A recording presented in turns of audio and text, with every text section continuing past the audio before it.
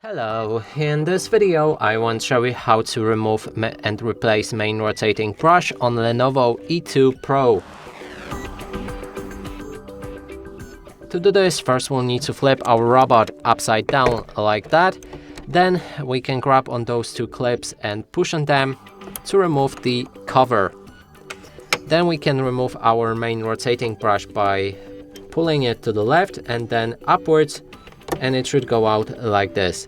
Then to put it back in, you will need to align the slot on the left and slot on the right to the proper things like that. So right one looks like this, and I'm gonna actually start with the left one so it looks like a square. Put it inside and then make sure that this one slides in as well. When it rotates like that, that means you've inserted it properly. Then we can take the back cover and just push it in until you hear the click. And that's it for this video. Hope you like it. Please consider subscribing to our channel, leave a like and a comment below.